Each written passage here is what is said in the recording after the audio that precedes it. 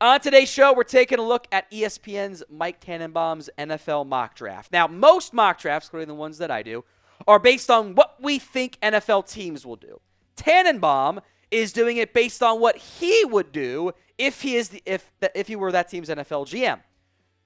In years past, these mocks have been insane, and they've just been wild picks like Hendon Hooker going fifth overall or something. This year, not as crazy, but also still some really weird picks that don't make any sense to me. We'll break them down to the good and the bad on today's show. And this video is going up first on demand on the Chat Sports NFL Draft channel. A lot of videos going up over there now, too, as we keep growing and expanding. Hit that sub button, youtube.com/chatNFL, to get more NFL draft-focused videos. Tannenbaum has Cam Ward going number 1 overall, acknowledging he's not ready to write off Will Levis as NFL starter yet, which actually I am. Sorry, Will. But this is also both like pretty realistic, where it certainly sounds like Ward is the likely pick at number 1 overall. Number 2, Shedeur Sanders, the cornerback wide receiver. Now, Tannenbaum says the Browns need corner and receiver help. I don't know if they actually need corner help, frankly. And the Browns have kind of intimated they think that Hunter is a receiver more than anything else. But I think he can do both. I'd probably play him at corner and then give him 24 plays on offense per game and profit from that standpoint. But nothing overly shocking yet. Giants taking Shedeur Sanders at number 3 overall. Again, this one doesn't surprise very many people right now. I will say that Tannenbaum's a big fan of Shedeur Sanders. Got him as a top 15 quarterback, he thinks, in the NFL. I don't think that's actually that crazy of a take. I think that's like why you would take somebody at number 3 overall at minimum. But I just acknowledge what Tannenbaum has to say here. The Shedeur Sanders range is going to be very interesting to me. He could go 2.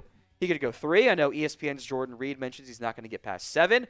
Or there's, the slide. It happens. Aaron Rodgers slid. Brady Quinn slid. Jimmy Clausen fell a lot.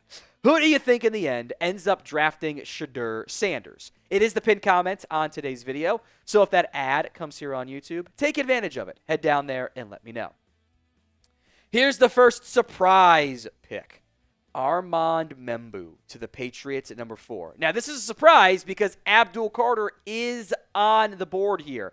This feels like taking the bigger need over the better player. Even though I like Membou a lot, I think he could make some sense if only one QB goes in those first 3 picks and Hunter and Carter are gone. But I can't get on board with passing on Abdul, who does go number 5 to Jacksonville. Now you got a lot of fun stuff with Josh Hines-Allen and Trayvon Walker all grouped together. That would be, I think, the ideal dream scenario for Jacksonville is somehow one of Abdul Carter or Travis Hunter slide down to number 5. Number 6, Ashton Jeanty. Again, this has been a very popular mock draft pick, so nothing too crazy from Tannenbaum on this one. Kind of acknowledging some of the Marshawn Lynch, Pete Carroll stuff in Seattle, but the Raiders need a running back or receiver, so this does make sense to me. Will Campbell, number 7. Again, I don't know if he is a tackle. The arm length and the wingspan even more so are profoundly short. That's going to be a concern. Do you put him on the right side? What do you do with Olu Fashanu? That's what kind of why I like Membou so much at 7. Like Membou just plays right tackle and you're locked in there with your bookend tackles. But I think like pure offensive talent, whether he's a guard or a center maybe, I think Campbell's one of the best players in this year's class. Jalon Walker, which I actually like this fit a lot too. I like the edge linebacker flexibility where you can kind of build your defense around Jalon Walker, because outside of Derek Brown, like the Panthers don't have a lot of like hardcore, like locked in pieces of like where you build your defense around. So you can kind of drop him in and focus your defense around Jalon Walker. Mykel Williams. So look, I am not as high on him. I know the ankle injury was an issue, but if I'm taking someone in the top 10, I do get a bit hesitant having to go, yeah, the production's bad, but. Like, I don't want to have to make that my pitch. So I am not as I'm not as high on Mykel Williams. Saints could use an edge, so I get that. But this is personal preference, flavors of ice cream type of stuff. This is great value for Chicago. Mason Graham goes number 10 here. He also mentioned, by the way, Tyler Warren and Josh Simmons as options for Chicago. Graham at 10, I think, is incredible value. I think a lot of Bears fans would be very happy with that pick. Now, Tannenbaum acknowledges that I have lots of holes. It's fair.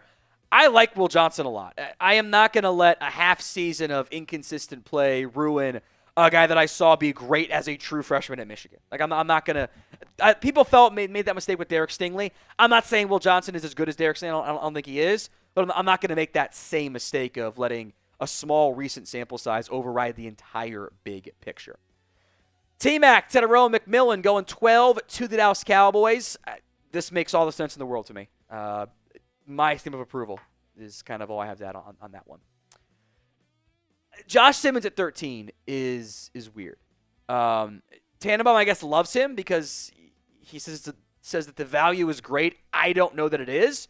The Dolphins just drafted Patrick Paul last year with the intent of making him the left tackle once Terron Armstead officially retires and calls it a career. So adding another tackle in round 1, I don't understand it. I love this pick too. Tyler Warren at Penn State, Indiana, both a popular regular mock draft pick and one I think it makes so much sense of getting a position of need and a high-end impact player. Now you can get NFL jerseys available now over at chatsports.com/NFL jersey.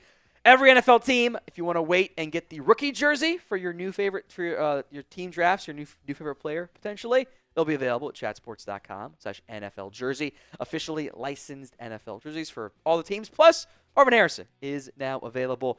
Link will be in the comment section and the description of today's show.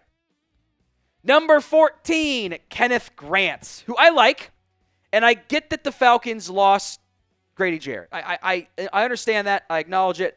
I think not taking an edge when there are, I think, very good edges on the board here. I can't get on board with that for a team that did just, draft Zach Harrison in the third and Ruka Rororo in the second and has David Onomata and didn't get any good pass rush. Like, I think I would look at pass rush first, but I do love the athletic ability that Kenneth Grant offers. Matthew Golden to the Cardinals. Probably not a very common mock draft pick, but I actually get it. Golden and McBride and Harrison, you can kind of reduce the pressure on Michael Wilson to be a receiver too. Maybe a bit of luxury pick, but I understand what they're going for there. Edge rusher for Cincinnati. Makes sense. The James Pierce kind of like focus character stuff could be a red flag. I think the talent's really intriguing. He's bad against the run, though. Tennessee didn't really play him out there, and that would also, I think, be a pretty big concern for Cincinnati. Now, Seattle doesn't like investing in guards early. I think they have to change that, so I love this pick by Mike Tannenbaum here at 18 to Seattle with Tyler Booker at Alabama. I think best like pure guard in the class, just plug-and-play starter and help prevent Sam Darnold from seeing ghosts out there. Tampa at number 19. I like this fit too. Levante David cannot play forever. I question if there is another true long-term starter in this linebacking room that I trust. I think Campbell in a Todd Bowles defense is a really strong fit. Lemire Hampton out of North Carolina to Denver again. I don't have any complaints here. Need is obvious. Fits, I think, is pretty good. Adding talent, good player. I'm on board with that one. Not on board with this next pick, though. Shamar Stewart at 21. Why? That doesn't make any sense to me. I get that the physical upside is there. This has nothing to do with the potential breakout candidacy of Shamar Stewart or the town or anything. This is a team that has Alex Highsmith, who's pretty darn good. They got really good play from Nick Herbig, and they have T.J. Watt. Why do they need another edge rusher?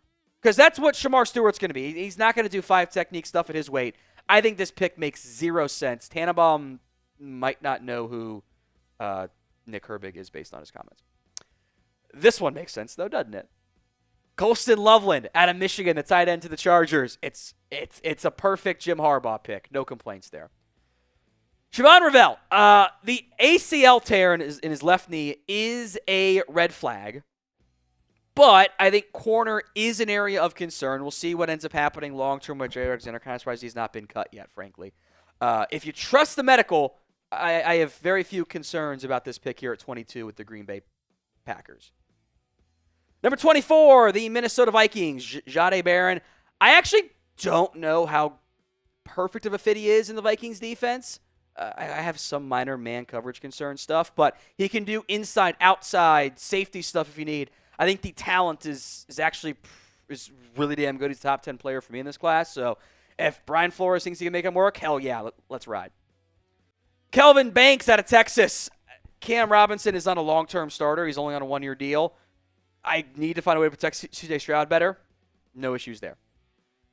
Jackson Dart. I am not a fan of him at this range. Day 2, late day 2, day 3, sure. Not a complaint at all. That's the right value. But I think that the lack of quarterback talent is going to push somebody up early. And if that's Dart, okay, but he doesn't have elite physical traits. He doesn't. He needs time to grow and develop. I don't want to have a developmental quarterback prospect who, I don't really think has a top 10 ceiling in the NFL. His arm is solid, but when he has to do real quarterback stuff at Ole Miss, it actually wasn't very good. When it wasn't schemed up stuff and vertical shots and play action stuff, the normal QB stuff, I was not impressed by. Now with that said, Sean McVay would probably make Jackson Dart pretty darn good, but I don't need to spend a first-round pick on that as far as I'm concerned. So is Jackson Dart worthy of a first-round pick? Why for yes, N for no, let me know in the comments section of today's show. 27, Mike Green out of Marshall. You got to trust the character stuff here. But I think talent-wise, this is one of the best edges in the class. So getting him at 27 would be a steal for the Ravens. He should go earlier. Malachi Starks, a safety from Georgia out of Detroit. Part of this I get. Classic Lions pick, Tannenbaum says. Versatility, big school. Okay, but he wants to play Malachi Starks at nickel, and I don't think he was nearly as good at nickel as he was at deep safety. So part of it I get, other half, not a huge fan of. Maxwell Harrison here, out of Kentucky, the corner to the Commanders, which I am. The player value range is probably about right, but you have Mikey Sainristil still. You have Marshawn Lattimore. They started and got good play out of Noah Igbinoghene last year, brought him back. They signed Jonathan Jones. I kind of don't think corner is the route the Commanders should be pursuing here. Emeka Egbuka out of Ohio State. You have Khalil Shakir, Keon Coleman, Joshua Palmer. Another receiver who, I don't think is an elite level 1, but a good secondary option. Kind of feel like you already have that there. The Chiefs, again, the value here is pretty good. And it's kind of like all these guys. I like the value, more or less. Nick Emenwari, the safety out of South Carolina. Freaky athletes. Depends on how you feel about Jaden Hicks, I think, here. If you are worried about Jaden Hicks, then yeah, you could use a safety. I don't know if the Chiefs are going to invest at this position in round 1. Gray Zabel, the offensive lineman of North Dakota State, to the Philadelphia Eagles at number 32. This could be a replacement for Mekhi Becton, compete with Tyler Steen, too. I think he's an interior offensive lineman in the NFL. Eagles, though, normally go money 5, not always guard in round 1. So grade his mock draft for me. A, B, C, D, or F. Let me know in the comments section of today's show. Then we'll break down some other players not in Tannenbaum's round 1 mock draft. Now, Luther Burden, I'm a fan of him. I don't get why he's fallen. I think he's awesome. Doesn't make sense to me. Maybe there's something that we don't know going on behind the scenes, but I think he's awesome. I put Ariante Ursery on here because specifically Tannenbaum said that Ursery was his next best offensive tackle. Not sure I buy it, but it's fine. Walter Nolan is inconsistent, so I actually don't mind leaving him off here. Derek Harmon, I am a big fan of. I think Donovan Ezeraku could very well end up going in round 1.